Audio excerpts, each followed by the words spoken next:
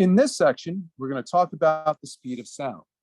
Now, most of what we talk about with regard to the speed of sound will be the speed of sound in air. But we have to understand that sound waves, these longitudinal waves, actually exist in a number of different media. Okay? In fact, we can view some seismic waves, the P waves during an earthquake, are technically sound waves because they're pressure waves that are traveling through the interior of the earth. So sound waves are not just waves that propagate through air, although air is a very common medium for it. Sound waves can travel through liquids, they can travel through water. Cetaceans, which are whales, dolphins, and such, communicate very, very well, actually much better than we do in the water, because these waves travel much greater distances in seawater than they do in air. And of course, these vibrations can also pass through solids. As we said, during an earthquake, these seismic waves will pass through that. But the reason why we can hear people on other sides of a wall is because the sound waves do pass through solids just as they do pass through the air. Okay, what determines the speed of a wave? What is going to determine this? Well, generally, if we're talking about some type of fluid, the speed depends on how compressible the fluid is, okay? Actually, B, which is the bulk modulus, is the incompressibility of the fluid. It's how much the fluid resists compression, okay? Divided by the density of the fluid, and of course, taken by the square root. So the velocity squared is actually the bulk modulus divided by the density. The velocity is equal to the square root of the bulk modulus divided by the density of the fluid. So let's try to understand this equation a little bit. Why does velocity depend on these two things? Well, first of all, looking at this incompressibility, this bulk modulus. It's a terrible name. But again, it is the elastic property of the medium, okay? When we think about elastic, we think about elastic bands, we think about rubber, things that bounce, okay? Elastic in physics actually has a different meaning, okay? Elastic is how much of material will rebound to any type of force that we place on it, any type of pressure that we place on it. So when we say something is more elastic, the way we should think about it is the object is actually more rigid. It resists compression. So why is the speed of sound so much faster in liquid like water than it is in air? Well, even though air has a much lower density than a liquid like seawater, like fresh water, you know, we know that air is about 1,000 times less dense. The compressibility of the air is significantly higher, many, many magnitudes higher than the compressibility of a fluid like water, okay? So the bulk modulus really wins out here, and that causes the velocity to be so much higher in the liquid and in the solid. Solids are even less compressible, so the speed's going to be even higher.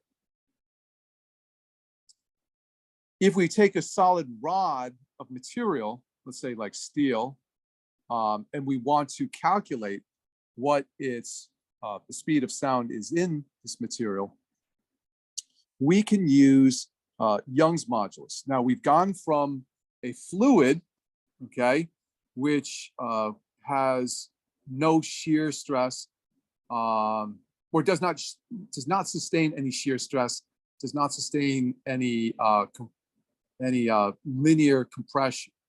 Well, if it's confined, I take that back. But in any case, for a fluid, it's bulk modulus divided by density square root.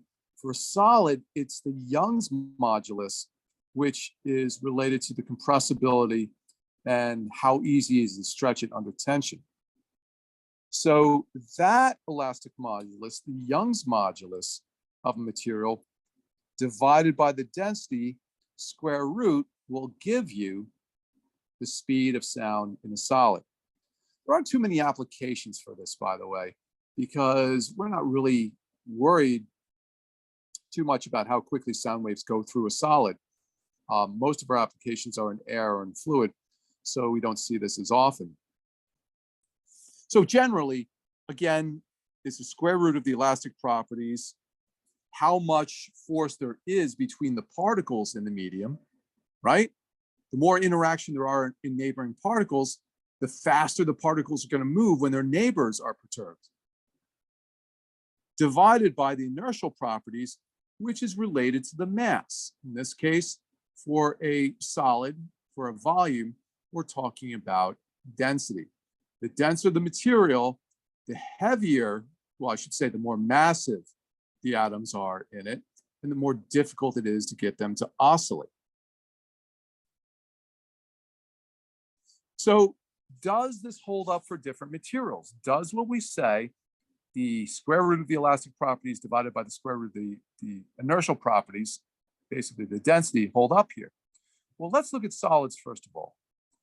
We know that metals are fairly strong. Iron is a little less strong than steel, but the velocity in steel is just a little bit faster. So the Young's modulus is pretty close for both of them. Nickel's a little bit of a more brittle metal than iron, even though nickel's pretty close in the periodic table. And that can account for the slightly higher speed. It will have a higher velocity. And of course, aluminum, we know, is a lighter metal, so its density is lower, but it has not an equal amount of strength, but it has a strength approaching that of steel. So again, in the metals, we tend to see very, very high velocities, very, very high velocities, like 20 times the speed of sound in air, because of these large elastic properties, okay? Basically, this stuff is very hard to compress. Therefore, being very incompressible, the sound waves are going to travel at very, very high speeds. Now, what about water? Okay. If water is pure, the speed of sound is slightly lower than the speed of sound in seawater. And that actually surprises me because seawater is denser than fresh water. And what that tells you here is that seawater, because of the electrolytes in it, is actually less compressible than fresh water. And I didn't know that. So that's sort of surprising to me that the denser seawater actually has a higher speed of sound.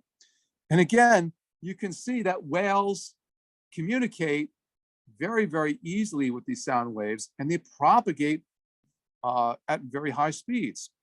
Again, the speed of sound for air is about, just roughly, we round up to about 350. And, we compare that to, in water, it's going more than 4 times faster in water. Let me think about that. 350, 700. Yeah, more than 4 times faster. Not quite 5 times faster. Not quite there. Okay. Now, here's something that's really interesting. We will look at later on how we generate our voice. Okay. Basically, we have resonator cavities inside our air passages, and these will produce amplification of certain sound waves of certain wavelengths. Okay. Now, the wavelength of sound is fixed, but we remember that in terms of the speed of sound is the wavelength times the frequency. So if I keep my wavelength fixed, it depends on my vocal track.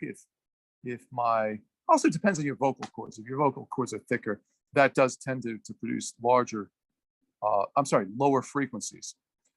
But a larger vocal tract usually generates lower frequencies, okay? Now in air, the speed of sound is 346 meters per second.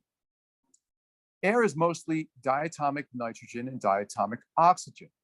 When we think about the molecular weight of oxygen, I got to think about it. It's about 32, and of nitrogen, it's 28. Can't believe I actually remember that. 32 and 28. But if we breathe helium, the speed of sound is much higher because helium has a molecular weight of 4. Okay? So thinking about 4, all right, oxygen is 8 times denser, right? By the ideal gas law, it's 8 times denser. So if we take the square root of 8, that's roughly 3, we can see that helium has about 3 times the velocity.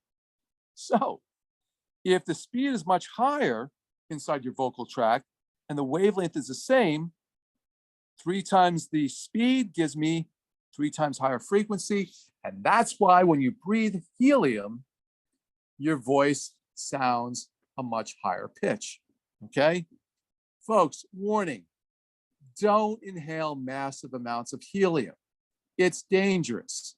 If you're inhaling helium, you're not inhaling oxygen. So a warning, yes, it's fun to sound like Mickey Mouse, but you might also cause yourself to pass out, or even worse, you might asphyxiate if you displace too much of the oxygen. Okay, so be careful when you inhale that helium. There's actually other gases that you can inhale. Sulfur dioxide is not one of them that you want to inhale, that have an even slower speed and actually can lower your voice. Now for air, we know that when we heat up air, what actually happens is we reduce the density, but we also increase the interaction between the molecules. It's mainly the effect of changing the density that affects the speed of sound. Now, this equation right here will allow us to calculate fairly accurately the speed of sound for different temperatures. This T right here, okay? Oh, I meant not to use the arrows, but this T right here is your temperature in Kelvin. So,